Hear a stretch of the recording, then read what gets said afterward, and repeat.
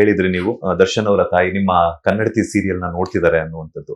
ಈಗ ಕರ್ಣ ಸೀರಿಯಲ್ ಕೂಡ ಫಾಲೋ ಮಾಡ್ತಿದ್ದಾರೆ ಅಂತ ಬಿಟ್ಟು ನೀವು ಪರ್ಸನಲಿ ತುಂಬಾ ಟಚ್ ಇರೋದ್ರಿಂದ ಅವ್ರೇನಾದ್ರು ನಿಮ್ ಕಾಲ್ ಮಾಡಿ ಕರ್ಣ ಸೀರಿಯಲ್ ತುಂಬಾ ಚೆನ್ನಾಗಿ ಬರ್ತಿದೆ ಅನ್ನುವಂತ ಮಾತುಗಳನ್ನ ಹೇಳಿದಾರ, ಬೆಸ್ಟ್ ವಿಶಸ್ ಅನ್ನ ತಿಳಿಸಿದ್ರ ಅಂತ? ಅಂದ್ರೆ see you know the situation, so I don't think even right time to talk about it, but ಪ್ರತಿಯೊಂದು ಕೆಲಸನೂ ಅಪ್ರಿಶಿಯೇಟ್ ಮಾಡಿದ್ದಾರೆ. ಪ್ರತಿ ಸಲಾನೂ they have shown so much of love. ಪ್ರತಿಯೊಂದು ಇದ್ರಲ್ಲೂ ಲವ್ ಅನ್ನೋದಕ್ಕಿಂತ ಆ ಒಂದು ಸ್ಥಾನದಲ್ಲಿದ್ದು ಗೌರವ ಕೊಟ್ಟಿದ್ದಾರೆ. So that is most important. So ಪ್ರತಿಯೊಂದು ಇದ್ರಲ್ಲೂ ದೇ ಹ್ಯಾವ್ ಬ್ಲೆಸ್ಡ್. ಎಕ್ಸ್ಪೆಕ್ಟ್ ಮಾಡಿದಾರೆ, ಯಾಕಂತಂದ್ರೆ ಅಂತ ಒಬ್ಬ ದೊಡ್ಡ ಸ್ಟಾರ್ ನಟನ ಅವರ ತಾಯಿ ಒಬ್ಬ ನಿಮ್ಮನ್ನ ಇಷ್ಟಪಡ್ತಿದಾರೆ ಅಂತಂದ್ರೆ ಇಷ್ಟು ಜನ, ಅಂದ್ರೆ ಬಿಗ್ ಸ್ಕ್ರೀನ್ ಅಲ್ಲೂ ತುಂಬಾ ಇಷ್ಟ ಪಡೋದು ಓಕೆ, ಒಂದ್ ರೀತಿ ಎಲ್ಲರ ಮನೇಲೂ ಟಿವಿ ಆನ್ ಆಗೇ ಆಗುತ್ತೆ, ಎಲ್ಲ ಮನೇಲಿ ನೋಡಿದ್ರೆ ಎಕ್ಸ್ಪೆಕ್ಟೇಷನ್ ಇತ್ತು. ಬಟ್ ಅದನ್ನ ಹೇಳ್ಕೊಳ್ಳೋದಿದೆಯಲ್ಲ, ನಂಗೆ ಅದ್ ದೊಡ್ಡದು ಅನ್ನಿಸ್ತು.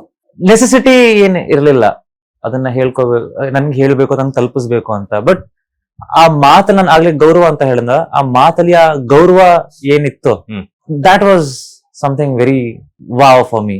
ಅಲ್ಲ, ಎಕ್ಸ್ಪೆಕ್ಟ್ ಮಾಡಿದ್ರೆ ಬಿಕಾಸ್ ಯಾಕಂತಂದ್ರೆ ಬಿಗ್ ಸ್ಕ್ರೀನ್ ಅಲ್ಲೂ ಒಂದಷ್ಟು ಜನ ಸ್ಟಾರ್ಸ್ ಇದ್ದಾರೆ, ಸ್ಮಾಲ್ ಸ್ಕ್ರೀನ್ ಅಲ್ಲೂ ಅವ್ರವ್ರದೇ ಆದಂತಹ ಚಾಪು ಮೂಡಿಸಿರುವಂತಹ ಕಿರುತೆರೆ ನಟರಿದ್ದಾರೆ. ಅವ್ರನ್ನೆಲ್ಲಾ ಬಿಟ್ಟು ನಿಮ್ಮನ್ನೇ ಅದನ್ನ ಇಷ್ಟಪಟ್ಟಾಗಿರ್ಬೋದು ಅಥವಾ ಗೌರವ ಕೊಟ್ಟಾಗಿರ್ಬೋದು, ಕಾಲ್ ಮಾಡಿ ನಿಮ್ಗೆ ವಿಶಸ್ಸನ್ನ ತಿಳಿಸೋದಾಗಿರ್ಬೋದು, ಚೆನ್ನಾಗಿ ಮಾಡ್ತಿದೀಯ ಅನ್ನುವಂತಹ ಒಂದು ಅಪ್ರಿಶಿಯೇಷನ್ಸ್ ಅನ್ನ ಕೊಡ್ತಿದಾರೆ ಅಂತಂದಾಗ ಆ ಮೂವ್ಮೆಂಟೇ ಒಂದು ವಾವ್ ಅಂತ ಅನ್ಸುತ್ತೆ ಅಂತ ನೀವೇ ಹೇಳಿದ್ರಿ ಈಗ. ಸೊ ಹೆಂಗಿತ್ತು ಆ ಅನುಭವ ಅವ್ರು ಕಾಲ್ ಮಾಡಿ ಮಾತಾಡಿದಾಗ ಅಂತ? ನೀವು ಹೋಗಿದ್ರಿ ಅನ್ಸುತ್ತೆ. ನಾನು ಎಲ್ಲೋ ಹೊರಗಡೆ ಹೋಗಿದ್ದೆ, ಆಗ ಸಡನ್ಲಿ ಅವ್ರು ಫೋನ್ ಮಾಡಿ ಈ ತರ, ನಾನ್ ಮೈಂಡ್ ಅಲ್ಲಿ ನಮ್ಮ ಸೆಟ್ ಅಲ್ಲಿ ಅಸೋಸಿಯೇಟ್ ಇದ್ರು ದರ್ಶನ್ ಅಂತ. ನಾನು ಇವ್ರ ತಾಯಿ ನಂಗೆ ಫೋನ್ ಮಾಡಿ ಇವ್ರು ಅಪ್ರಿಶಿಯೇಟ್ ಮಾಡ್ತಿದ್ರಲ್ಲ ಅಂತ ನಾನು ಮಾತಾಡ್ತಾ ಇದ್ದೀನಿ. ಸ್ವಲ್ಪ ಹೊತ್ತಾದ್ಮೇಲೆ ಸರ್ನೇಮ್ ಹೇಳಿದ್ರು ನಂಗೆ ಆಗ ಗೊತ್ತಾಗಿದ್ದು.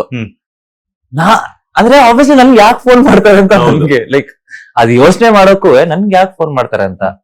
But the way they spoke to me, ಮನೆಗ್ ಇನ್ವೈಟ್ ಮಾಡಿ ಊಟಕ್ಕೆ, ಮನೇಲಿ ಎಲ್ಲಾ ಮಾತಾಡಿದ ರೀತಿ, ಮೀನ್ ಆ ರೆಸ್ಪೆಕ್ಟ್ ಏನ್ ಕೊಟ್ರು ಅದ್ ಇನ್ನು ನಂಗ್ ತಲೆಯಲ್ಲಿ ಉಳ್ಕೊಂಡಿದೆ.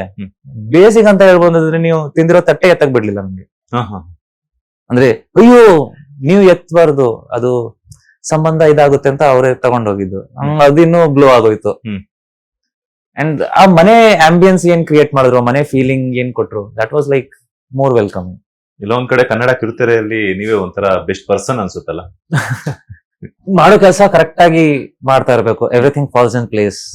ಸೋಷಿಯಲ್ ಮೀಡಿಯಾದಲ್ಲಿ ಒಂದಷ್ಟು ಜನ ನಿಮ್ಮನ್ನ ಮಿಸ್ ಮಾಡ್ಕೊಳ್ತಿದಾರೆ, ನೀವು ಹೇಳುವಂತಹ ಒಂದಷ್ಟು ಲೈನ್ಸ್ ನ ಮಿಸ್ ಮಾಡ್ಕೊಳ್ತಿದಾರೆ, ಅವ್ರಿಗೆ ಏನ್ ಹೇಳ್ತೀರಾ ಅಂತ? ಅದಷ್ಟು ಬೇಗ ಹೇಳ್ತೀನಿ ಲೈನ್ಸ್. ಈಗ ಏನಾದ್ರು ಒಂದು ಸಿಚುವೇಶನ್ ತಕ್ಕಂಗೆ ಹೇಳೋದಾದ್ರೆ?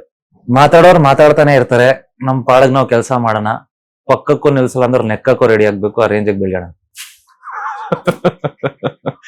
ಕಿರಣ್ ರಾಜ್ ಅವರ ಕೈಯಲ್ಲಿ ಯಾವ ಸಿನಿಮಾಗಳಿದೆ ಅಂಡ್ ಯಾವ ಪ್ರಾಜೆಕ್ಟ್ಸ್ ಇದೆ? ಈಗ ಜಾಕಿ 42 ಅಂತ ಒಂದು ಸಿನಿಮಾ ಮಾಡ್ತಾ ಇದ್ದೀನಿ. ಸೇಮ್ ಟೀಮ್, ರಾನಿ ಆ ಟೀಮ್ ನಾವೇ, ಮತ್ತೆ ಜಾಕಿ 42 ಅಂತ ಮಾಡ್ತಾ ಇದೀವಿ. ಅದ್ ಬಿಟ್ರೆ ಒಂದು ತೆಲುಗು ಸಿನಿಮಾ ಇದೆ, ಇನ್ನೊಂದಷ್ಟು ಅಪ್ರೋಚ್ ಆಗಿದೆ. ಬಟ್ ನಾವು I mean a situation where I can decide what I want to create. So ತುಂಬಾ ಯೋಚನೆ ಮಾಡಿ ಮಾಡ್ತಾ ಇದ್ದೀನಿ. Let's see one by one ಹೇಗಾಗುತ್ತೆ ಅಂತ. ಒಂದ್ ಕಾಲದಲ್ಲಿ ನೀವಿಬ್ಬರ ಪೇರನ್ನ ಇಷ್ಟಪಡ್ತಿದ್ದಂತಹ ಕನ್ನಡ ಕಿರುತೆರೆ ವೀಕ್ಷಕರು ಈಗ ಅವರು ನಿರ್ದೇಶಕರಾಗಿದ್ದಾರೆ, ನೀವು ನಟರಾಗಿದ್ರ, ನಿರ್ಮಾಪಕರಾಗಿದ್ದಾರೆ. ನಿಮ್ಮಿಬ್ಬರ ಕಾಂಬಿನೇಷನ್ ಅಲ್ಲಿ ಸಿನಿಮಾ ಅಥವಾ ಸೀರೀಸ್ ಆಗಿರ್ಬೋದು ಅಥವಾ ಸೀರಿಯಲ್ ಎಕ್ಸ್ಪೆಕ್ಟ್ ಮಾಡಬಹುದಾ ಮತ್ತೆ ಅಂತ? ಸಿ ಆಸ್ ಆಫ್ ನಾವ್ ಇಂಡಿವಿಜುವಲಿ ನಾವು ಆತರದ ಏನು ಲೈಕ್ ಚರ್ಚೆ ಅಥವಾ ಡಿಸ್ಕಷನ್ ಏನಿಲ್ಲ. Things should come across some of the other way. So ಆತರ ಬಂದಾಗ ಆಬ್ವಿಯಸ್ಲಿ ವಿಲ್ ಡೂ ಇಟ್. ಈಗಲೂ ಟಚ್ ಅಲ್ಲಿ ಇದಾರೆ? ಅದೇ ಟಚ್ ಅಂತ ಅಂದ್ರೆ ಲಾಸ್ಟ್ ನಮ್ಮ ರಾನಿ ಪ್ರಮೋಷನ್ಗೆ ಅವ್ರು ಬಂದಿದ್ರು. ಅದಾದ್ಮೇಲೆ ಅವ್ರದ್ದು ಮೂವಿ ಇದು ಇತ್ತೀಚೆಗೆ ಅವ್ರ ಡೈರೆಕ್ಷನ್ ಇದಿತ್ತಲ್ಲ, ಸೊ ಇದಕ್ಕೆ ಒಂದ್ಸರಿ ಮಾತಾಡಿದ್ವಿ. ಲೇಟೆಸ್ಟ್ ಹಾಗೂ ಇಂಟ್ರೆಸ್ಟಿಂಗ್ ಸುದ್ದಿಗಳಿಗಾಗಿ ಬಾಸ್ ಟಿವಿ ಕನ್ನಡ ಚಾನೆಲ್ ನ ಸಬ್ಸ್ಕ್ರೈಬ್ ಮಾಡಿ, ಹಾಗೆಯೇ ಬೆಲ್ ಐಕಾನ್ ಪ್ರೆಸ್ ಮಾಡಿ. ಇದರ ಜೊತೆಗೆ ಫೇಸ್ಬುಕ್, ಇನ್ಸ್ಟಾಗ್ರಾಮ್, ಎಕ್ಸ್ ನಲ್ಲೂ ಮಿಸ್ ಮಾಡದೆ ಫಾಲೋ ಮಾಡಿ.